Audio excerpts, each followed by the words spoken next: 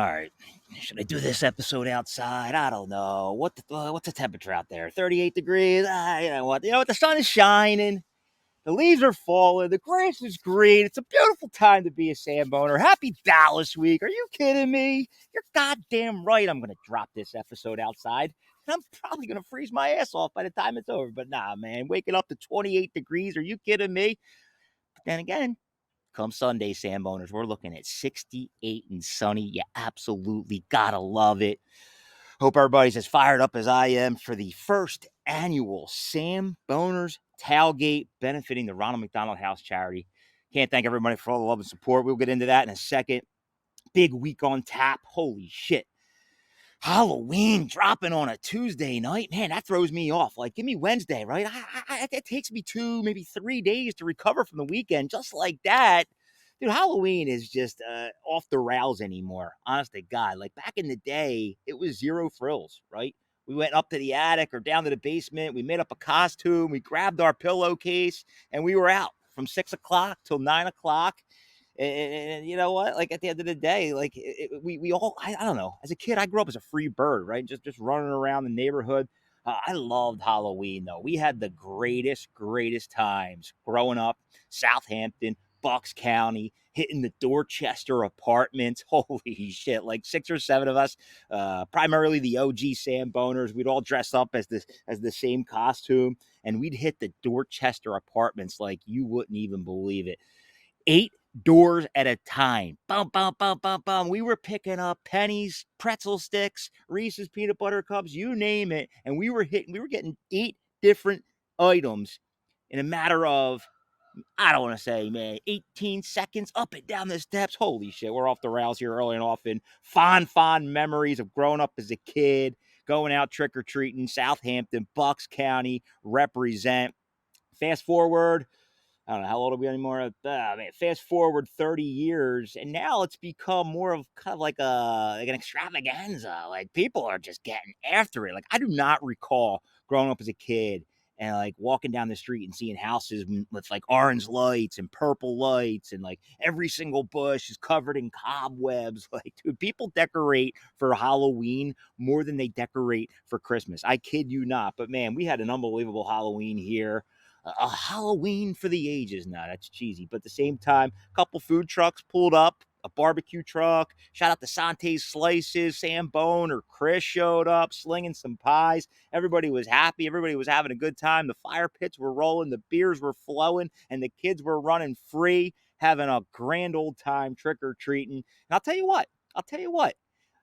Brady Mac and his crew, they were not selling out the pillowcase. You know, you cannot sell out the pillowcase. Like, if you're going trick or treating and you don't have a pillowcase, that's just honest to God, that is a rookie mistake. Yeah, unless you're, a toddler or under the age 6, but like 8 years old and above, you got to be rocking a pillowcase, because if you're not, I tell you what, like that's, I hate to say it, man. That's amateur hour. I'll never forget. This is so funny. We get back, or we're hanging around the fire pit, and my kid's crew comes back to the driveway, and my buddy Ryan grabs the sack. I don't know if it was his son's sack or my son's sack.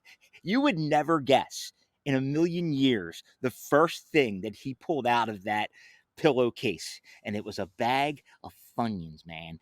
Funyuns, man. Like, whoever is out there giving out Funyuns, kudos to you. You take the cake. That is the number one. Like, at the end of the day, like, yeah, like, I get it. Oh, yeah, I'm going to give out the big bars. Like, yeah, everybody wants a fucking big bar. Sure. Everybody wants a king size. Like, I know there's people out there, shout out Red Reg, giving out the king size bars. But, like, and don't take anything offense to what I say, because at the end of the day, I'm just fucking venting and just ranting and whatever. I just get this shit off my chest. We move on and we live our life.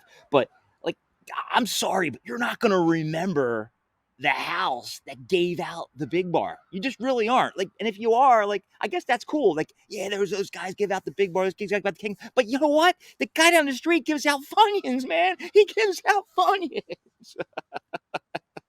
Oh shit, fuck me, man, right in the goat ass, honestly. But welcome back, everybody. Welcome back to the Samboner Show. I'm Samboner Mick. It's me, it's myself, and it's my microphone. This is my individual segment.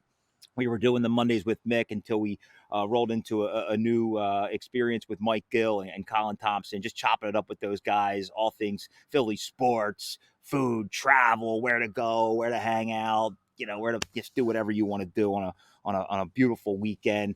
And I got to tell you, man, it's an unbelievable time to be, it continues to be an unbelievable time to be a Philadelphia sports fan, an unbelievable time to be a Samboner. I'm quickly starting to finally get over that Phillies hangover. Shout out to the Texas Rangers. Uh, finally capturing a World Series, first in 63 years. And I'll tell you what, like that, honest to God, like that helped soften the blow. Dude, this crow, will you shut the fuck up already? I'm doing a podcast. But like that softened the blow. Like, God forbid if Arizona went on and won that World Series, then it would have stung because they won back in 2001, and then like they would have had two, and it was like, no, dude, Arizona does not deserve that. The Phillies deserve it. But lo and behold, GHE, the Texas Rangers were a great, great baseball team. They showed it last night. They pedaled to the goddamn metal when it mattered, and at the end of the day, they captured the trophy, and they are your World Series champions.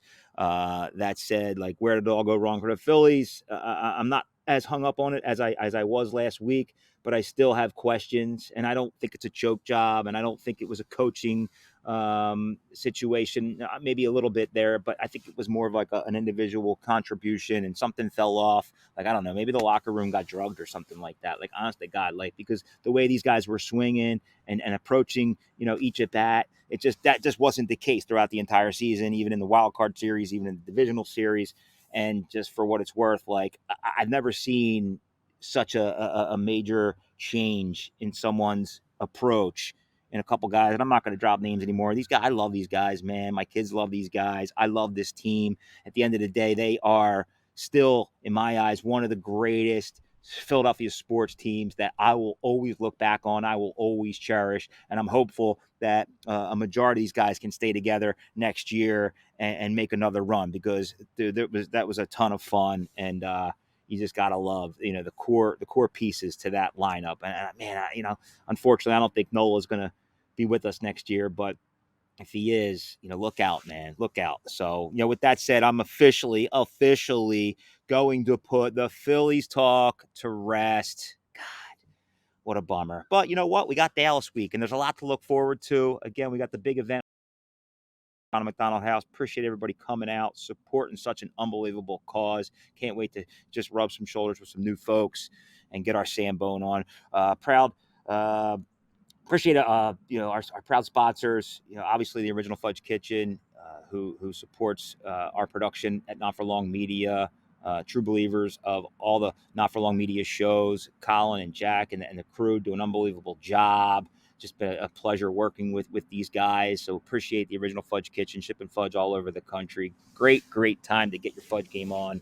And ship some fudge to some friends for the holidays. Shout out to our good friends, Pete's Famous Pizza. Pete's just an unbelievable dude. His partner Gus. These guys love the Samboners. They love the Samboner show. They love putting out great food, and they love yucking it up and just getting after it.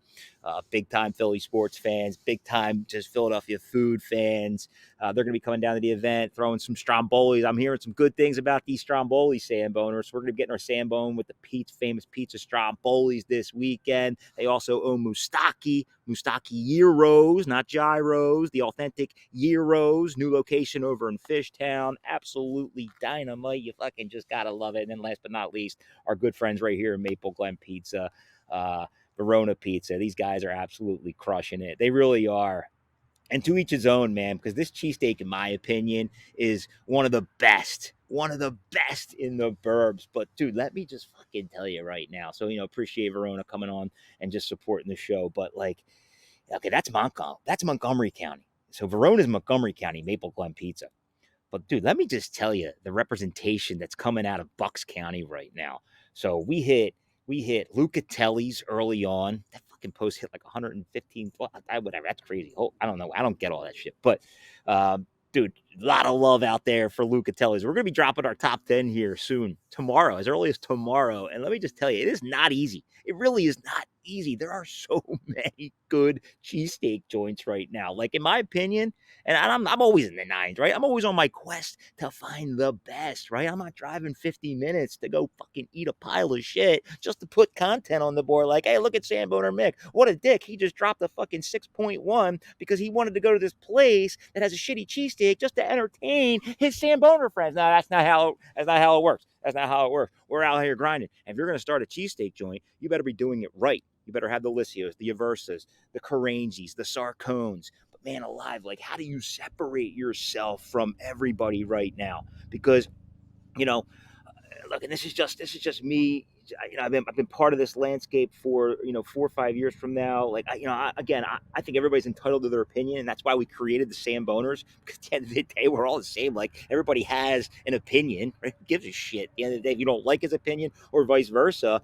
But the latest and greatest debate as of recent has been, the meat to roll proportion, or the meat to roll ratio, right? We're key words here: distribution, seeded Johns, Cooper Sharp cheese, American cheese, the distribution. Like, holy shit, man, that brings me back to when we just started, cutting our teeth doing the Samboners. But part of the scale, it does, fall in line in terms of how much meat, that meat to roll ratio.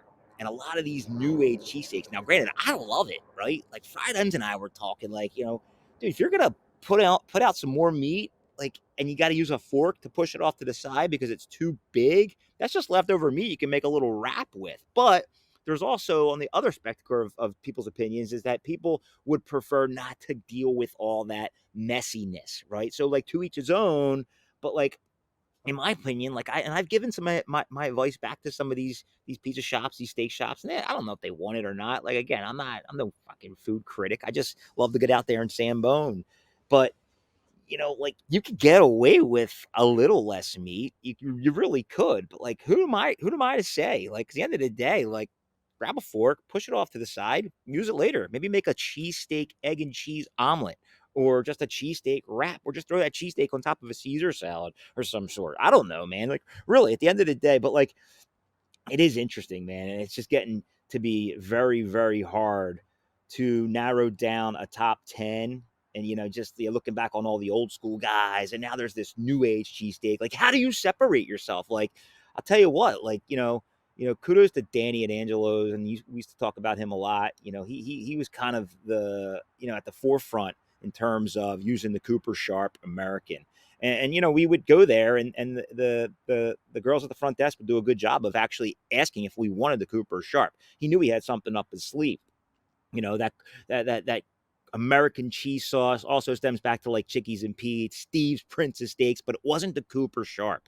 And so, until the Cooper Sharp came into play, I think there was a new vision across the board with all these pizza shops, all these steak shops, and, like, back to Bucks County, like Lucatelli's, Coach's. Shout out to Loretta's in Bristol.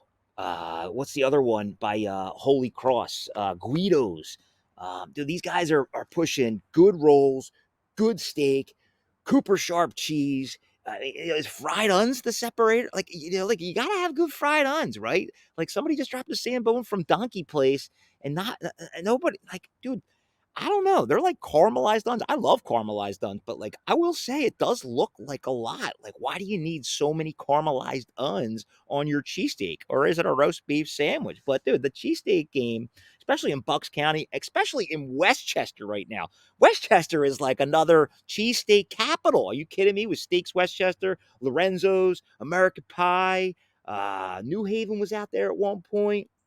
These fucking places continue to pop up. And I always thought all along, man, especially with the pandemic back in 2021, like, if you can make a play out in the burbs, you're going to thrive, because, it sucks, but people don't want to go back into the city as much as they used to, which sucks, man. I fucking love the city, man. I love Sambone in the city. I'm going Sambone today. I'm opening up a new month, Samboners. I'm going down somewhere. I don't know if it's going to be the city or maybe just on the outskirts of the city. I'm close to Chestnut Hill, Norristown, which are just two awesome places to get food. So we'll see. Going to fire up a new month. Pretty sure it's going to be hot roast pork. Like I said to myself, let's get back to the basics. right out of the debauchery that we had going on over the summer with, grilling month and beer month. Holy shit, beer month was awesome. I said, let's get back to the basics. So we fired up hoagie month in September.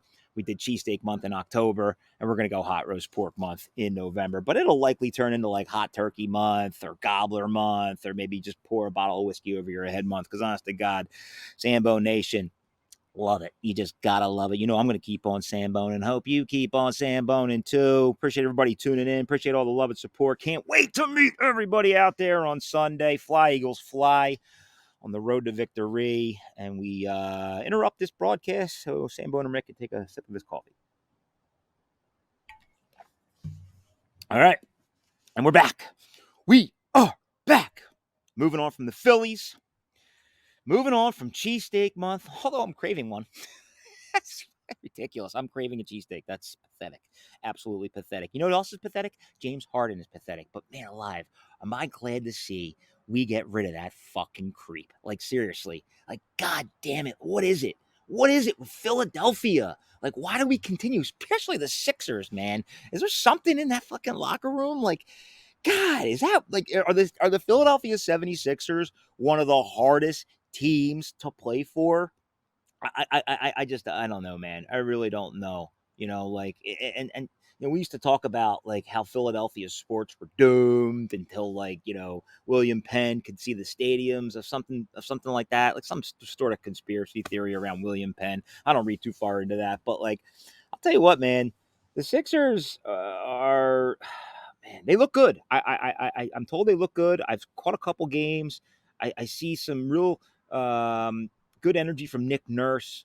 I'm definitely glad we shook up the coaching situation. I don't think Doc was the right feel and the right play for Philadelphia, but like as an overall organization, man alive, that is a question mark. But kudos to getting that fucking piece of shit James Harden out of here. And whether it was a bag of nothing, but no, it looked like we got Rocco back. We got some future first round draft picks, some cap space. So, dude, you know what? Hopefully it works in our favor. And again, it clears the cancer out of the clubhouse. And that's most important. But we are off. We are running. It is Dallas week. God damn. Dallas week, America's team, America's team. Give me a break, America's team. Talk about the biggest choke artist organization in all of America. America's choke artists is what they should be called. Dak Prescott, yeah, you look good last week, Dak. Give me a break. You know exactly what's coming for you. The electricity in that crowd come 425 on Sunday. I laugh already. I really do. And I don't want to get ahead of myself. I don't want to come off cocky, but like I am just sick and fucking tired of Dallas being labeled as America's team. But that said, I'm going to take a more of a humble approach. They are 5-2. They did just blow the doors off of the Los Angeles Rams. I'm sure they're fired up. This is a good little early season matchup to what likely will be, God, I can't believe I'm saying this too, two playoff contenders. It is a tough division. The NFC East has always been a tough division. East Coast football, PA, Ohio, DC. It's a great thing that we have going on here. 7-1 versus 5-2. NFC East 425. Holy shit, dude. Talk about one of the best rivals in all of NFL. I pulled this up. I really did. Top 5 rivalries in NFL history. And I was shocked to see that the Cowboys-Eagles wasn't number 1. Number 5, Dallas Cowboys versus the Niners. Number 4, Pittsburgh Steelers versus the Bengals. Number 3, Green Bay Packers versus the Chicago Bears. That's a classic Thanksgiving game. Number 2 is the Philadelphia Eagles versus the Dallas Cowboys. And number 1, top 5 rivalry in NFL history is the Pittsburgh Steelers versus the Baltimore Ravens. Like, that's another turkey ball, right? I don't know about that. I dispute that. I say Eagles, Cowboys all the way. Even Bears, Packers. Or like, what about Lions, Packers? Nah, Lions suck. I don't know. Lions are good this year, though. All right, what else do we got, man? God, the memory is just, the one thing that the first thing that sticks out to me when I think Eagles, Dallas, I think it was like in like the 95, 96 when the Eagles had to stop. It was like the game was like 17-17 at the time, winding down fourth quarter, and they stopped Emmitt Smith on 4th and 1, and they called the play dead because of the 2-minute warning. And then lo and behold, shout out again, GHE. Holy shit, the lo and beholds are flowing.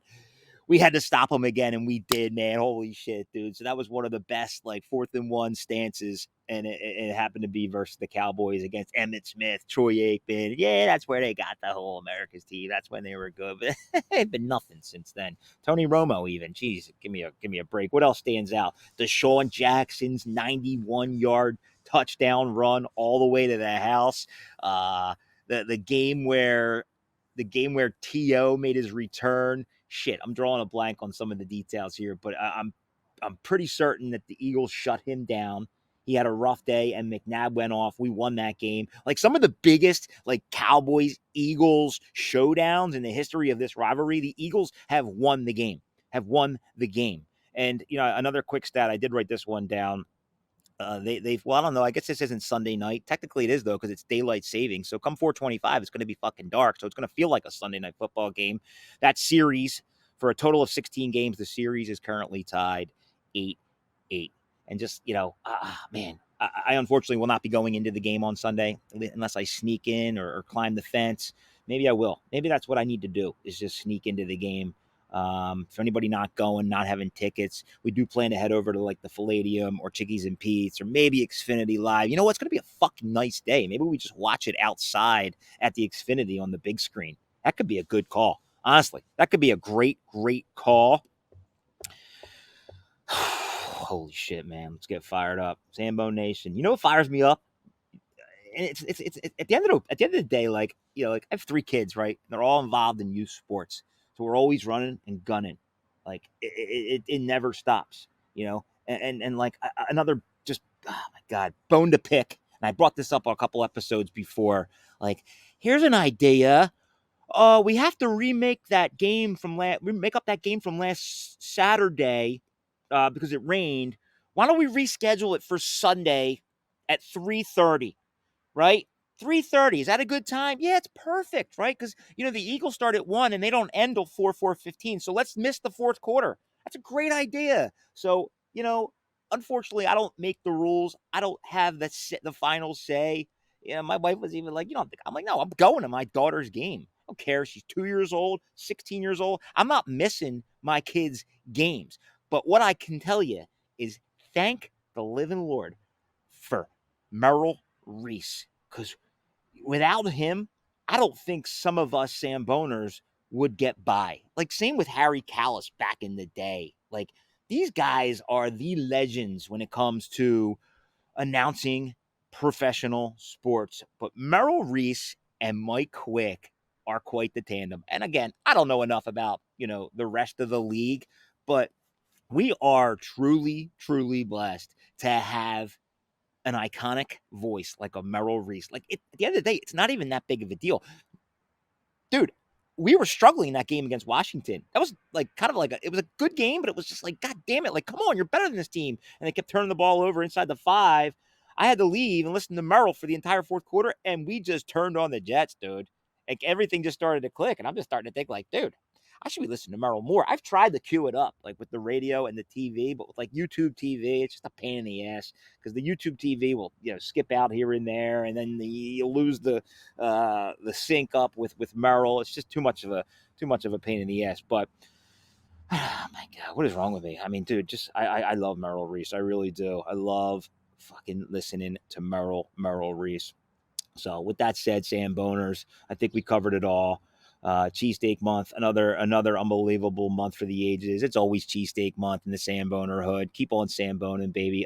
Just another, again, you don't have to listen to this, but a quick shout out to everybody who has contributed for the big event on Sunday, benefiting the Ronald McDonald House. Like, just shout out again to, Foods Galore, who is contributing, the steak meat, the burgers, the dogs, Lysios Bakery coming in clutch with all the rolls. Sam's Italian Market donating some tomato pies. Pete Famous Pizzas bringing some just homemade strombolis that everybody's been raving about. Cooper Sharp Cheese chiming in with just like 12 blocks of Cooper Sharp cheese. Can't thank you enough for all the love and support. The brewery game, like, dude, the brewery game, like, just being able to, go out here and meet some of these guys, whether they're the head brewmaster, the owner, the VP of sales, like there is so much love from one brewery to the next, right? It's not even a competition, honestly. Like I love craft beer. I don't drink a lot of it because if I did, I'd be probably 275 pounds, which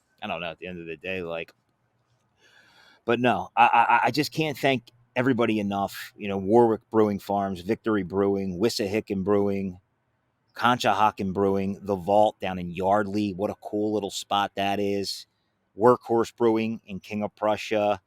Um, Evil Genius donated a gift card, which is really cool. So we're going to raffle off some different baskets and give people an opportunity to go, check these places out. Lucatelli's with a gift card, the Bruno Brothers with a gift card, the Philly Soft Pretzel Factory from Langhorne, huge fans of the Samboner page, chipping in with some soft pretzels as long as somebody can go grab them for us. But just again, and then all the self-contributors with the ice, Robbie and his dad spearheading this whole entire thing. Dude, fucking shout out to everybody. Sambo Nation, alive and well. Let's go have ourselves an absolute unbelievable day.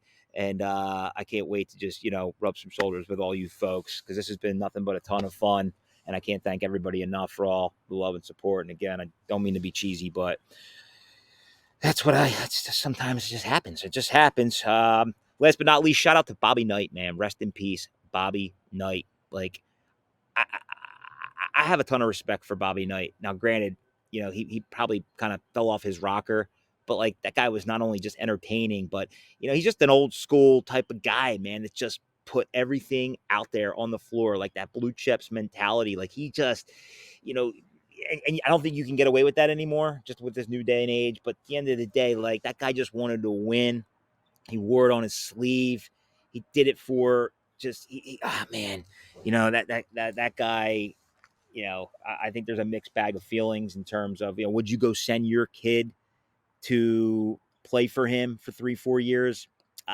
This day and age, I don't know, but back in the day, I'm sure my father would have because he's a legend. He's a legend for NCAA basketball, and I love that this is the time of year where we're going to be able to go watch some local high school sports, go down and get some Big 5 action in with big college basketball, high school basketball rat, but it's either here nor there. And I think I covered everything for the day. I'm sure you've all dropped off at this point. Hope everybody has a great weekend. See you on Sunday. Samboner out. Pop that Sambone, and baby, it's on. Dropping 45